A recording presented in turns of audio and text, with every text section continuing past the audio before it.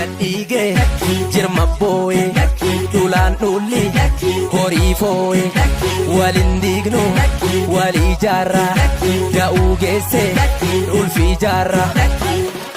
Wacaan injiguu manni gadaanu tubee dhugaan indabuu abbaa bokkuu tutume. Wacaan injiguu sirni gadaa jaranaa calliisuu burqaa fila gadaatu falaa. Sirna gadaatu falaa ila gadaatu falaa sirna gadaatu falaa ila gadaatu falaa. Tole dhaggeeffattoota fi daawwattoota yuutuubii chaanaalii dhaabbata hordoftoota amantii waaqeffannaa arma dura gaggeessitoota silaa sadarkaa giddugalaa fi bulturra jiran yeroo darbe haala silaa sochii amantii waaqeffannaa giddugala kaabaa Salaalee kana keessa taa'aa ture isin biraan ga'uun keenya ni yaadatama. Ammallee gaggeessitoota silaa wiirtuu akkasumallee giddugalaa qabanneetiin dhiyaanneetiin jirraa jechuudha. Saniif isaan waliin turtii kan goonu ta'a. Mee maqaa keessan irraa hin eegala. Tole maqaan kiyya Tolasaa Dachaasaa Fo'oon jedhama. Itti aanaa hojii gaggeessaa giddugala kaabaati. Galmi nan irraa dhufee galma Malkaa Margaatii jechuudha. Lakanaa wal barre. Hayyee fayyaa ta'e isinoo. Tole maqaan kiyya Nimoonaa Mangistuun jedhama. Miseensa galma Garba Gurraachaati tan bulchiinsa magaalaa Garba Gurraachaa keessatti argamu. Gaheen hojii kiyyaa immoo hojii gaggeessaa wiirtuu Salaaleeti. Hayyee horaa bulaa fayyaa ta'a isiniin jecha gaggama deebii keenyatti ceena. Deebiin keenya guyyaa irraa immoo haala silaa sochii qonnaa balaa kana keessatti ta'aa jiru irratti kan xiyyeeffatu. Mee sochiin amantii waaqeffannaa aanaalee garaagaraa keessatti san bira darbee gidduma kana immoo guyyaa har'aa kana galma Garba Gurraachaa kan magaalaa Garba Gurraachaatti argamu seenuudhaan waaqeffattoota 26 guyyaa har'aa kana qabuudha kan nuti dhageenye. Saniif taateen kun irra deddeebiidhaan kan mul'achaa jiru. Kanarratti mee namni hawaasni maal hubachuutii qaba? Adeemsi akkanaa kun mee dhiibbaa akkamiillee akka qabaachuu danda'u fi waaqeffattoonni illee akkaataa kamiin akka hubatamuu danda'u namaaf waan kana irratti akka dubbattaniif. Tole bareeda. Haala sochii galmoota keenyaa yookaan haala sochii dhaabbata hordoftoota amantii waaqeffannaa giddugala kaabaa kana keessatti galmoonni banamanii hojii dhaabbata hordoftoota amantii waaqeffannaa hojjetan kana ilaalchisee keessahuu gama karaa ammaati kaasite kanaanii galma Garba Gurraachaa keessatti qaamni mootummaa yookaan qaamni nageenyaa mootummaa shakkiin qabaa karaa jedhuuni galma seenee hordoftootaa fi koreewwan hidhuuni baay'ee baraatamaadha. Giddugala kana keessatti kan har'a ganamaa kuni marsaa kurnaffaadhaati jechuudha. Seenanii tuni nama to'achuuni. Galma tokkicha kanatti marsaa kurnaffaa ta'eeraa jiru jechuudha. Galma Garba Gurraachaa kana keessatti marsaa kurnaffaadhaati jechuudha. Kan nama qabanii jechuudha. Marsaa kana keessatti yeroon nama gadhiisanillee karaadhaan nama ga'anii gadhiisanii jira. Yeroon achi ga'anii tooni ilaalanii to'atanii deemanii jira. Yeroon fuudhanii tooni miseensa fuudhanii tooni deemanii waajjira poolisiitti torbee lama tursiisanii gadhiisanillee ni jira jechuudha. Kana keessa yeroo sadii miseensa keenya fi koree galmichaa akkasumas koreeleen adda addaati. Galmi suni galma teessoo wiirtuuti. Teessoo wiirtuu kan godinaa kan Salaaleeti. Kanaaf koree adda addaa achi keessa jira. Hojii adda addaa hojjechuudhaaf hojii amantii waaqeffannaa kana hojjechuudhaaf koree galma sanitti ni argama namni baay'een. Sanirraa ka'ee ni to'atamaa jechuudha namni galma san jiru. Waanti ajaa'ibu yeroo hunda sa'a wal fakkaataa faatti galma san dhufanii to'achuutu mul'ata. Ganama sa'a 12 sa'a 11 halkanatti bulanii qabanii deemanii jechuudha. Kana fakkaata jechuudha waan karaa galma Garba Gurraachaa ilaalchisee. Galma kana qofa osoo hin taane aanaa garaagaraa keessatti aanaa Daboo Bootee, aanaa Dagam, aanaa Giraar Jaarsoo kan bulchiinsa magaalaa Fiichee. Kana keessatti galmoota qabna. Galmoota kana keessaallee miseensa yookaan koree amantii waaqeffannaa kana irra deddeebiidhaan hidhuun ni mul'ata jechuudha. Hayyee marsaa kurnaffaadhaaf galma garba gurraachaa guyyaa har'a kana waaqeffattoota 26 qabanii kan deemanii haa ta'uti marsaa warri irra deddeebi'anii qaban kana keessatti namni yakka akkanaa hojjetee jira jedhanii amma dura shakkii yeroo hundi shakkan kana keessatti namni shakkamee wanni itti shakkame san irratti mirkanaa'ee jira. Waan si ajaa'ibu marsaa galmatti deddeebi'anii qabatan kana keessatti namni to'atame suni yakka isaa akkaataa shakkii isaaniitiin yakka irraa barbaadamee argamee toonii irratti qulqullaa'ee himanni irratti baname hin jiru jechuudha. Haga ammaatitti hin jiru. Waan kana gaafa laallu namni shakkii osoo hin taane beekaa gartee aangoo yookaan hojii irra jiru dahoo godhatee amantii waaqeffannaa kana dhiibuudhaaf miseensa amantii waaqeffannaa kana mannansuudhaaf dararuudhaaf abdii kutachiisuudhaaf amantii waaqeffannaa magaalaa kana keessatti yookaan aanaa kana keessatti akka lafa hin qabanne waan jedhu amantii biraatirraa ergama fudhatanii warra hojjetantu achi keessa jira kan jedhutu nu balaa jira. Odeeffannoon illee karaa saniin bira gagga'anii jiru jechuudha barbaachisaa. Hayyee fayyaa ta'e mee isin immoo yeroo darbeessitoota sila warra mootummaatiin wajjiniin konfiraansii nageenyaa jedhanii sadarkaa godinaatti deemuu keessan agarreetiin jirra. Achi keessatti galmoota keessan deemaa to'adhaatii haala sochiin irra jiru fa'aa yeroo itti gabaastan jedhanii dubbatantu ture. San keessatti immoo namoonni sila sochii bobba'uudhaaf illee gochaa turan keessatti warri qabamanis hin jiru. Mee akka waliigalaatti taateewwan akkanaa kun asumaanuu galmoota keessan to'adhaa galmoota keessan waan irra jira sirriitti miseensa keessan hordofaa jechaati gaggeessitoota amantii kana yeroo deddeebi'anii qabantu mul'ata. Keessattuu taateen garba gurraachatti irratti nama 26 qabanii kan deemanidha kan dhagahame. San irratti mee akkaataa sila arma dura wajjin dubbachaa turtan san wal qabsiistanii rakkoowwan immoo amma mudachaa jiru kana mee ifa godhaa.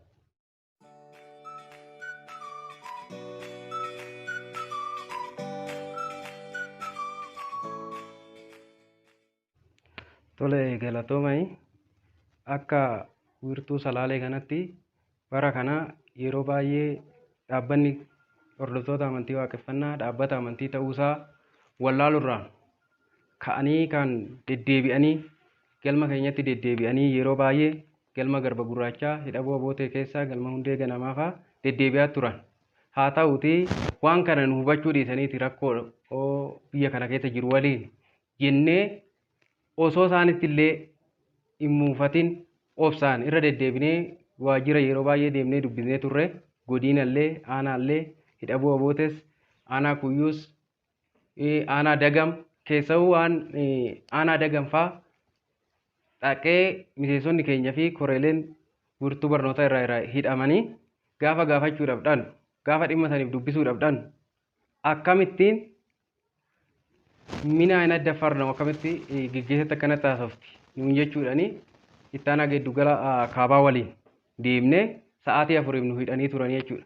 San irra dabarree godinallee dubbisaatii turre koreelee dhaabbataa waliin koreelee giddugala waliin wiirtuu waliin yeroo baay'ee itti deddeebinee dubbisnee wal hubannaa foorumii abbootii amantiillee jedhanii booda kana akka waliin mari'an akka walitti dhufnee waan jirullee sagantaa qabnullee akka beeksisu miseensota keenyallee akka waan sanirraa of eegan waan itti nu shakkasanillee akka hubachisaniif waliin marii taasisnee deema tooyii koreeleen giddugala irra jirtan kun galmoota keessallee hubachiisa. Galmoota aanaa shanirra immoo waltajjii fi aanaa namoonni garaagaraa aanaa garaagaraa irraa akka hin dhumne deemtanii akka miseensa keessan hubachiisan. Rakkoowwan jiru kana sirreeffadhaa keessoo keessan qulqulleeffadhaa irra deemaa miseensa keessan illee ilaala. Waan nuun jedhaniif geggeessan giddugala kaabaallee sanuma waanuma isaan waliin mari'anne san iftoomina hin qabdanii waan hojjettan amantii ta'uusaa rakkoo biraa hin qabnu shakkuma waan calleessaniif waan jedhaniif miseensota keenya galma tulluu guddaa aanaa dagam keessatti kan argamu dhaqanii to'ii hubannoo kana kennuudhaaf waan nageenya godinaa fa'aa waliin mari'atame san foorumii abbootii amantii irratti waan waliin mari'atame san kana hojjedhaa waan jedhanii kallattiin nu kaasan gaafa miseensotaaf hubannoo san kennuudhaaf deemamutti waajjirri poolisii aanaa dagam geggeessaa geeddugala kaabaa fi maallaqabaa geeddugala kaabaa to'annoo ala oolche. Haa ta'uti immoo erga siyaas hidhabuu aboote illee kuyyuutti illee galma garba gurraachaa keessatti guyyaa har'aa kanallee miseensota 26 to'annoo ala oolchanii yeroo baay'ee galma garba gurraachaa teessoo koonyaa kuyyuutii fi teessoo wirtuu salaaleeti. Yeroo ji'a 4 waan hin caalle keessatti yeroo 10 marsaa 10ffaaf achi deebi'anii sakattaniisa taasisanii homaa argachuu hin dandeenye. Waan nama dhibu keessa'uu guyyaa tokko dhufanii homaa dhabnaan hojii geggeessan galma sanii mana sirreessa jira ittaana nee godhanii bilbila irraa fudhatanii bilbila san immoo gaafa gaafatu nuu bilbili fudhataniini mana dhugaatiitti faa kootu tooyi nurraa fudhu jedhanii milishaan gandaa akkasitti bilbila san kennuu fidee torban tokko qabatee ture. Haa ta'uti san biraas immoo deebi'anii ammas guyyaa tokko nama lama waraqaa eenyummaan qabdan jedhanii fuudhanii deemanii iddoo milishaan buufata milishaan taa'u san hin gahanii maallaqa irraa fudhatanii gara galmaatti akka deebisan taasisanii yeroo baay'ee qaama kana waan galmatti deebi'ee tooyi dhiibbaa kana nurraan ga'u qaamni mootummaallee osoo quban qabaatiin namni amantii ofii da'oo godhachuudhaan warri amantiillee amantii isaatti hirkifatanii kaan immoo san keessa fayyadamuudhaaf maallaqa fudhachuudhaaf miseensota keenya itti deddeebi'anii dararaa turanii iddoo garaagaraatti waan sun nu mudatee warri godinaallee caasaan keenya hundi qulqulluu ta'uu hin danda'u waan kana hin godhanii hin ilaallaa bakkee nuun jedhanii walii galletti gaafa immoo deebinee ammas sochii amantii keenya dhaabbanni hordoftoota amantii waaqeffannaa dhaabbata amantii geggeessu amantiiti dhimmi nuti hojjennu waan siyaasaa miti siyaasa kamirraayyuu bilisa bakkeetti abbootiin amantii biraa nuyi bakkee amantii isaaniitti malee baanee oddoo saniin alatti siyaasa feene geggeessuu hin dandeenya bakka jedhetti nuti immoo sanuu of daangessinee siyaasa kamirraa'uu bilisa taanee koreeleen keenya koreeleen dhaabbata hordoftoota amantii waaqeffannaa dhaabbata hanga galmaa jiranii siyaasa kamirraa'uu bilisa jennee qaama mootummaati illee wal hubachiisnee warra nageenyaa fi qajeelcha poolisii godina wajjin wal hubachiisnetti ammas bifuma shakkii gaafa shakkuma wanni immoo qabatamaadhaan nurratti argatanii tooyi yookaan mana murtiitti namni badii qabaatee badii saniif taa gaafatamu yoo hojjenne namni badii qabu anas haa ta'u qaama seeratii ol hin jirru itti gaafatamna jennee bakka itti himnutti saayirra darbaniituma miseensota keenya fi koreelee keenyarraan hidhaan deddeebi'ee gahaa ture. Keessaa aanaa dagamfaa aanaa hidhabuu aboote aanaa kuyyuu iddoowwan aanaa kana sadeetti yeroo baay'ee irra deddeebiidhaan galmoota achii qabnu teessoo koonyaa ta'anii irratti nu mudachaa jira. Haa ta'u akka miseensa keenya dararanitti qaama kamirraa'uu waan callistaniif akka namni gaafallee nama poolisii lamas haa ta'u hanga fedhan ta'anii dhufanii namni naamusaan deemetuma achi dhaqee deebi'ee gala. Aarellee waan biraa keessaa akka hin galle nu warra waan amantii taanee fi miseensota keenya fi koreelee keenyallee hubachiisne osoo akka isaan godhaniiti osoo akka dhiibbaa nurratti adeemuti namni guyyaa tokko haala yeroo ammaa kana wajjiniin gara kallattii biraatti deema. Miseensonni keenyas koreeleen keenyas obsa godhachuudhaan namni yoo rukutames yoo hidhames ji'a soo hidhame torbee 2-3 yoo hidhame yoo rukutanillee obseetuma dhiisee garuma sagantaa ofiititti nu haa hubataniidhaaf nu haa baraniidhaaf garuu sanirra darbee nu baruus hin dandeenye guyyaa guyyaarraan dhiibban hinuma nurra ga'a. San immoo harka maaltu keessa qaba jennaani amantiidha.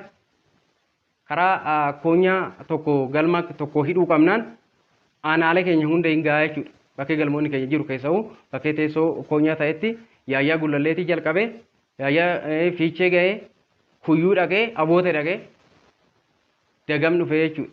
Bakkee galmoonni keenya jiru galma tokko har'a qabame jennaan kan itti taasu aanaan itti taanusi waliin gaaniiti akka qabaman taasisaa turanii dhiibban nurra jiru qaama mootummaa qofa osoo hin taane dhiibban amantiitiin illee akka miseensonni keenya hidhaman amantii waaqeffannaa guutuu biyya kanaa keessatti geggeeffamaatii jira. Bakkeen nuti galma hin qabne hin jiru. Haa ta'uti immoo kan Salaalee kun keessattuu adda haala nageenyatiinis wal qabatee iddoo nageenyi amansiisaa hin taanettu galmi amantii waaqeffannaa namni seenee too'ii waaqeffattoota hidhee daraaree gara biraa dhageenyeen beennu kan salaalee kun torba keessatti galma meeqaa nama qabanii nama guuranii akkuma fedhanitti gaafii tokko malee nama teessisuun kan turedha jechuudha. Fayyaa taa'ee waan silaa amma isin kaastan kun salaalee keessatti ta'aatiidha kan jiru. Darbee kaawwanni taate nama akkanatti babal'atee salaalee keessatti ta'aa jiru kun dhiibbaan amantii namni agartee waan silaa mootummaan dahoo godhachuudhaan namni aangoo mootummaan kenneefitti fayyadamuudhaan dahoo godhachuudhaan poolisii hoggaa ta'e agartee nama silaa yakka godhe qabeessa irratti dhiyeessuu otoo danda'u jechoota garaagaraa daddarbachuu fi akkasumallee waan silaa jedhamuun malle fa'aa bakkitti jedhamaa jiru waan tureefi sanallee dahoo godhatanii amantii waaqeffannaa akka dhumaa jiranii kaasaa turtan kuni yaa ta'uti akka waliigalaatti salaalee kana keessatti akka waliigalaatti mee waaqeffattoonni hidhaman guutuusaa salaalee kana keessatti gamoota garaagaraa kanarraa meeqarra gahaniitiin jiru mee baay'ina isaanii maaliif namoonni waan kana beekuu danda'uutu jiraataa jira isaan isaa maatiin faan eessa dhaqee miti yafaa jedhanillee bakkitti barbaadan eessa akka galman deema jedhee manaa bahee bakkitti deebi'anii immoo galma qabamuu isaallee bakkitti dhagaan faatu jira. Kan bira darbee yeroo itti nyaata fa'aa geessan keessatti ijoolleen dhiiraa aanaa guutee fa'aa keessatti geessuuf bakki itti akka silaa isaan hin gaafanne ijoollee dhiiraa akka itti dhiyeessin yoo silaa dhaqanillee akka itti dabalan fa'aadha wanni nu kaa'aa ture jirraani. Saniif taateewwan akkasii kun daran jabaachaa dhufuu agarsiisa.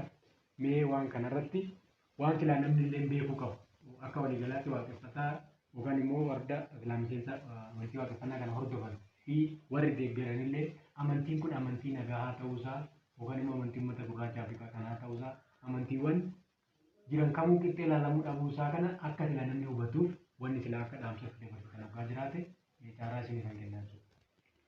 Hayyee gaafii kee duratti irraa gaafan ka'uu hanga amma baay'inni miseensota amantii waaqeffannaa kanaa tan galmoota garaagaraa irraa qabamanii amma nuyi amma haasaa jiru kanaatitti kan jiru marsaa ammaa kana keessatti marsaa qababeetta marsaa kana keessatti marsaa ammaa kana keessatti nama 71 jechuudha. Nama 71 kana keessaa dhiira 60 dubartoota 11 jechuudha. Kanatu waliigalaan manneen hidhaa garaagaraa aanaa garaagaraa keessa jira. Kuyyuu nama 26 bulchiinsa magaalaa Garba Gurraachaa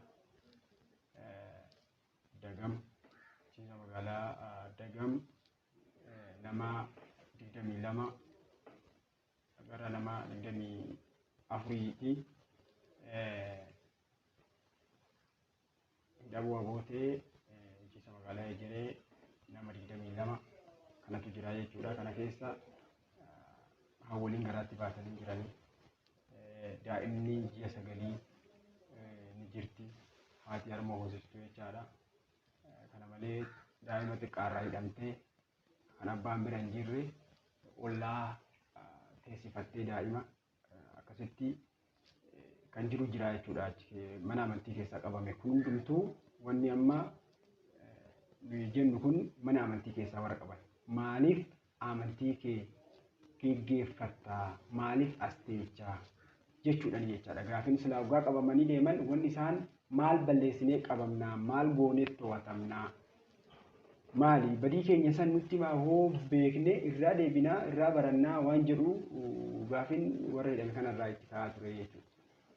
Ni qulqullooftuu bakka jedhan iddoo garaagaraatti hin qulqulleeffannaa qorannaa bakka tokko tokkotti qaamumti dhufee toonii qabu kuni gaafii silaa warra nageenyatirraa hin eeggamne warra nageenya eeskisurraa hin eeggamne jira jecha wanni durallee dhiibbaa amantiitti keessa jira jennee toonii dubbannu suni wanni dhiibbaa amantii akka keessa jiru nama beeksisu jira jecha maaliifi poolisiin qaamni nageenyaa wajjiniin nageenya anaafaa wajjiniin dhufee to'ata meerree kirrii mormaa qabdan meerree masqalii qabdan amantii keessan duraa kam ture maaliif amantii san jijjiirrattan maaliif tsoomii keessa qaltan gaafiin akkanaa kuni gaafa qabu dhiibbaa amantii akka jiru namatti agarsiisa jechuudha. Dhiibbaan amantii akka jiru namatti agarsiisa. Maaliif qajeelfama amantii biraa mana amantii biraa keessatti akka geggeeffamu akka manni amantii biraatis qajeelfama san hordofu dhiibbaa uumuudha jechuudha. Fakkeenyaaf amantiin ortodoksii keessatti waan geggeeffamu masqalii hidhachuun, kirrii hidhachuun, tsoomii baatii tsoomanaa eeganii tsoomanuun waan akkanaa kuni ortodoksii keessa jira jechuudha. Waan ortodoksii keessa jiru san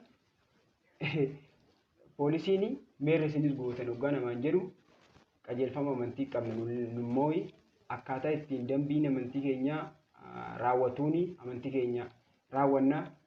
Kanammoo nagaa eegsisuu malee waan amantii biraa keessatti raawwatu amantii biraa keessatti akka raawwatuuf dirqamsiisuu mirga hin qabu jechaadha. Qaamni nageenyaa mirga hin qabu jechaadha. Maaliif mootummaan amantii hin seenu amantiin illee qajeelfama mootummaa kana hin seenu jechaadha. Daangaa walirraa qabanii jechaadha.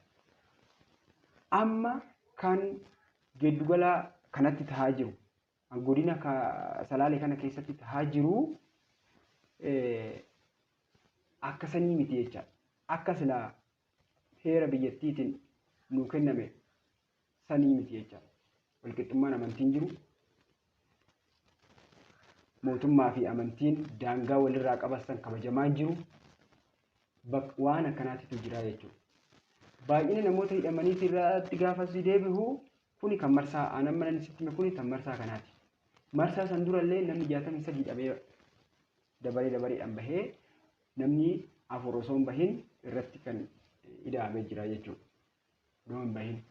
San durallee barana marsaa garaagaraadhaaf ji'oota garaagaraa keessatti ittuma baanee jechuudha. Hamma gaafa guyyaa har'aa kanaatti jechuudha. Baay'inni namoota ittuma baanee jechuudha. Haa ta'u malee aanaa kamiyyuu irrattu to'atamanii galma kamiyyuu keessaa akkuma sila dubbanne hidhamanii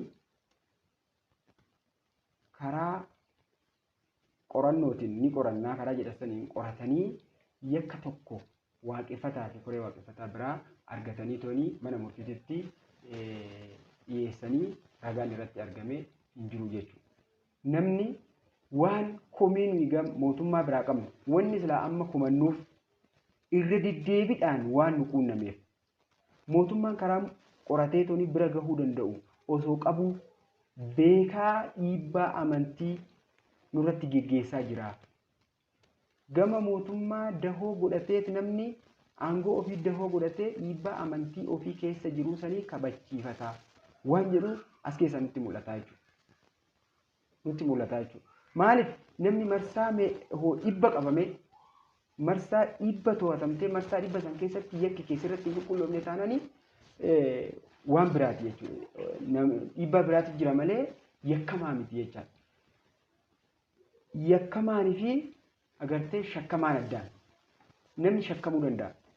Si'a 3, si'a 2, si'a 1 shakkamtee to'atamtee qoratamuun waan jiraati jechaadha. Marsaa kan hunda adeemsa si to'atan kana waan takka amma sirratti argachuu hin dandeenyetti waa sirraa dhabanii irra deddeebiidhaan nama dararuun kuni dhiibbaa amantiiti jechuun barbaada jechuudha. Irra deebi'ee wanni ani dubbadhu dhiibbaan amantii nurraa haa dhaabbatu. Hordoftoonni amantii biraatillee kana waan silaa waaqeffannaa irratti ta'aa jiru kana hubatee namni galeef hin jira. Amma yeroo baay'ee namni dudubbisu hin jiraachaa. Waan isaan waltajjii irratti haasa'an waan keessodhaan dhiibbaan amantii taasisaa jiru informaashinii gaggabaabaa ta'e ni qabna. Haa ta'u garuu nu hubatanii jiru jechaadha. Wanni namni baay'ee hordoftoonni amantii biraatillee hubatee jira. Ammallee warri hafe warri nu hubanne akka nu hubatan wanni barbaannu walqixxummaan amantii kaaba kana keessa akka hin jirre mootummaan mirga walqixxummaa amantii kabachiisaa eegaa akka hin jirre akka nu hubatanii fi hordoftoota amantii waaqeffannaatiin immoo wanti jechuu barbaadu akkuma kanaan dura maaliif manni amantii keenya nagaa labsa waaqeffannaan nagahaa, qulqullina, dhugaadha. Dhugaa dubbachuu, dhugaadha hojjechuu, dhugaadhaan bobba'anii galuu barsiisa amantii waaqeffannaadha. Haga dhugaa qabanitti dhugaan ni qallatti malee hin cittu warra keenyatu jedha. Haga dhugaa qabanitti wanni homtuu waan hin jirreef kanaan durallee nuyi marsaa kanaan nu to'atan jennee aarree waan biraa tarkaanfiin biraa gamoo amantii keenyatti nu eeyyamu waan ta'eef obsa qabaannee akkuma kanaan dura amantii biraa jibbiinsa amantii biraa agarsiisuu dubbachuu jibbiinsa mootummaa nu bira waan hin jirreef kana hubatanii toonii hojii amantii waaqeffannaa qofa cimsanii akka itti fufanan jechuu barbaada jechuudha.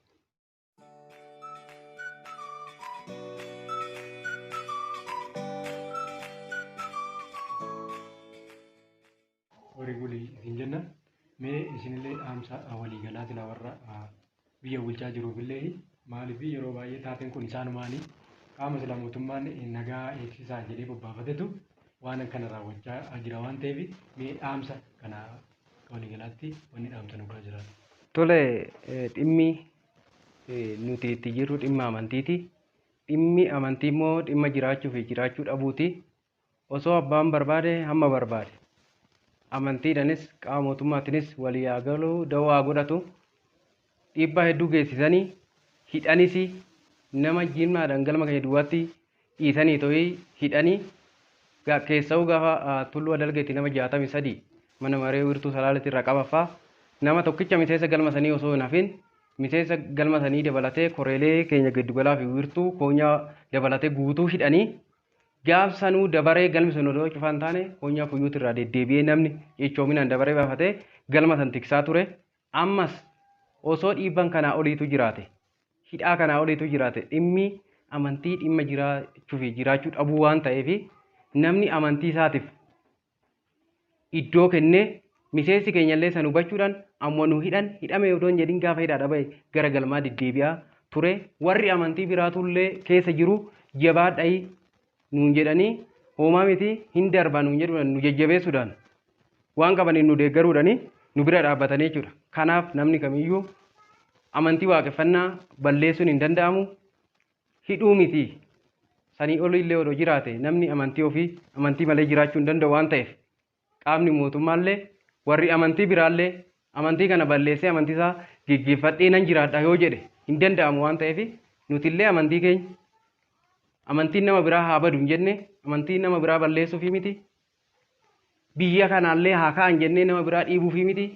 Amantii keenya sagantaa dhaloota keenya kan kaleessa qabu san barree wal barsiisnee safuuf safeeffannaa dhaloonni keenya kaleessa qabu san dhaloota keenya barsiifannee ittiin jiraachuuf waan ta'eef jireenya waan ta'eef san dhaloota keenya barsiisne malee nama biraa dhiibuufi miti. Namuuyyuu kana beekee tooyi waaqeffataa yookaan amantii waaqeffannaa balleessuun akka hin danda'amne waaqeffataa yoo hiite waaqeffataan nama tokko lama qofa miti waan ta'eef nama hedduudha waan ta'eef hidhaniillee amantii kana dhaabuun hin danda'amu jechuudha. Osoo akka salaale guutuu waaqeffataa hidhanii amantii waaqeffannaa addunyaa guutuu irratti gadi dhaabbatee lafa qabatee namni fedheeyyuu balleessuu hin danda'u waan ta'eef keessa'uu bulchitoonni godina kanaa wanni isaan ilaaluu qaban wanni isaan caasaa isaanillee ilaaluu qaban dhimmi kun dhimma siyaasaati moo dhimma amantiiti jedhanii of laaluun qaama mootummaallee hin barbaachisa waan ta'eef of laalanii nurraa dhaabbachuu qabanii jechuu barbaada.